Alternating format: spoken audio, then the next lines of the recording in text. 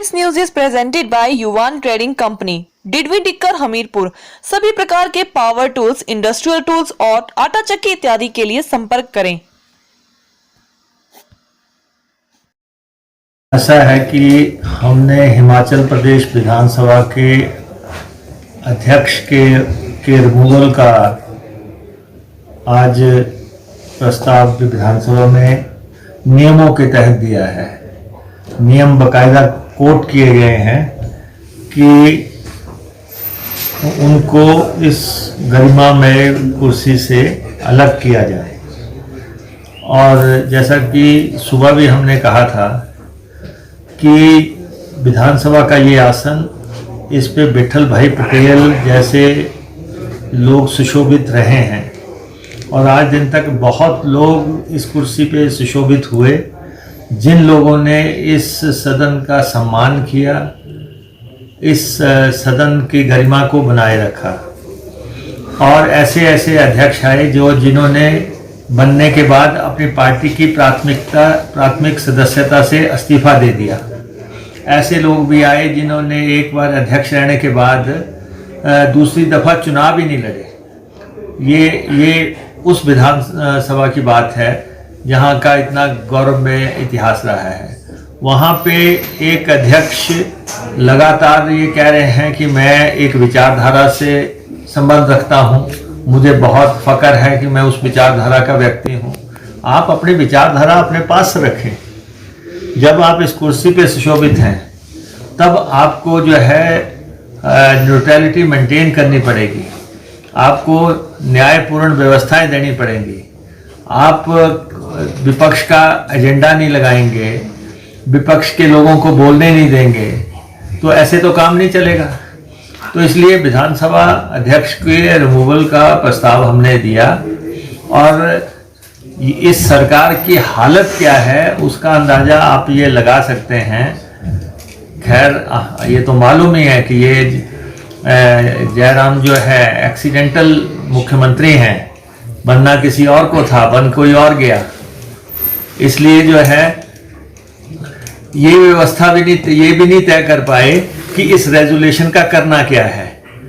पहले संसदीय कार्य मंत्री उठ खड़े हुए और ये कहा कि इसको निरस्त करने के लिए मैं रेजोल्यूशन ला रहा हूँ, और उसके बाद किसी ने उनको सूचित किया कि ये तो 14 दिन का जो है इसमें मियाद है, 14 दिन के बाद जो है इस पे कार्रवाई अमल में लानी है। ये विधानसभा में डिस्कस तो हुआ नहीं है, ये स्पीकर को दिया है, स्पीकर के सेक्रेटरी के माध्यम से वो जाएगा। सब ना परिस्थिति थी इस प्रकार की, ना ही आवश्यकता थी इस प्रकार के प्रस्ताव की। और ऐसी सूरत में सबसे बड़ी बात तो उनको इस बात को भी सोचना चाहिए, देखना चाहिए कि टेक्निकली ये उनका प्रस्ताव मेंटेनेबल है ही नहीं।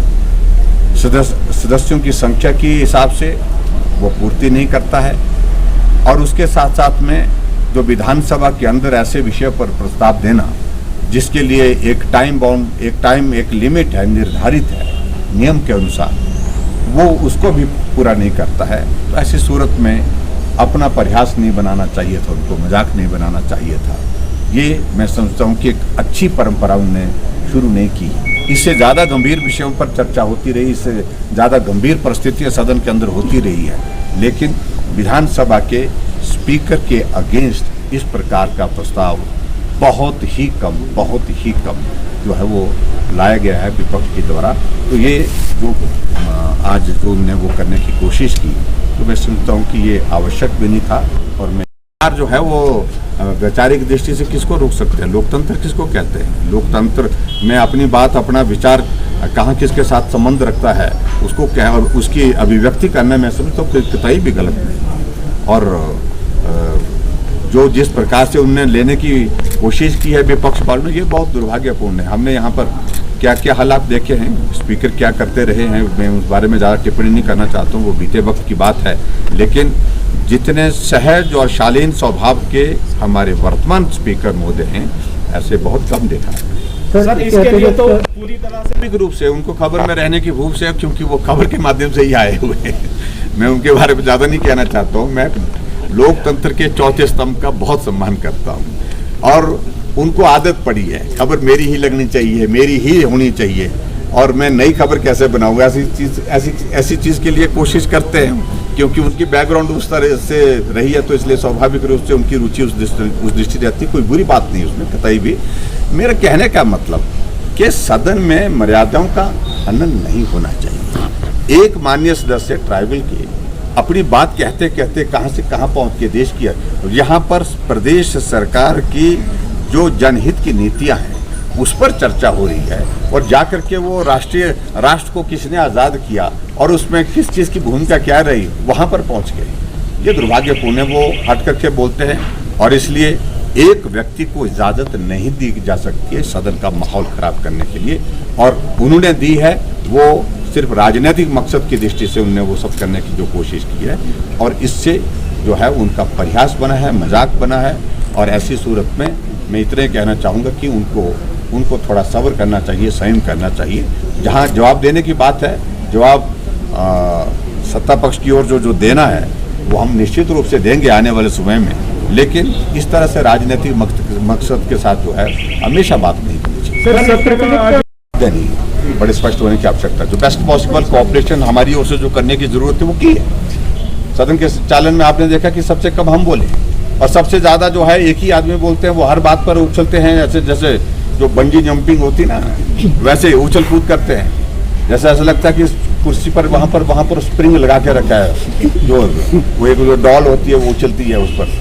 किसी सदस्य को अवसर ही नहीं देते, मौका ही नहीं देते। ये पीड़ा उनके सदस्यों के बीच में भी है, तो उनको समझना चाहिए। विपक्ष का नेता, उनके साथ विपक्ष का नेता का शब्द लगा हुआ है और विपक्ष के नेता के नाते उनको तब बोलना चाहिए जब बाकी सदस्यों को अपॉर्चुनिटी मिल जाती है। उसके बाद अंत में उनको कंक्लूड करना है कि अगर बात नहीं बन पाई तो अपनी बात कहनी चाहिए, लेकिन अपनी ही बात से शुरू करना चाहते हैं, अपनी ही बात से खत्म करना चाहते हैं, तो ये तरीका जो है वो ना विपक्ष में उनके सदस्यों को स्वीकार है और यहाँ हमारी तरफ भी हमको स्वीकार नहीं। सर आज हेलो दोस्तों, नमस्कार। मेरा नाम रमेश शर्मा है और मैं जीवन उत्साह न्यूज का मुख्य संपादक हूं। पिछले 2 वर्षों में हिमाचल के अलग अलग जिलों में काम करते हुए हम इस चैनल को आगे बढ़ा रहे हैं। अगर आपने हमें चैनल को सब्सक्राइब नहीं किया है तो आप प्लीज सब्सक्राइब कीजिए। मैं आपको विश्वास दिलाता हूं आप निराश नहीं होंगे। भले आप 1 महीना इस चैनल को फॉलो करके देखिए, आपको मिलेंगे यहाँ जागरूकता से जुड़ी हुई वीडियो और आपके परिवार, आपके समाज से जुड़े हुए वीडियो। सर्च कीजिए जीवन उत्साह न्यूज फेसबुक पे और यूट्यूब।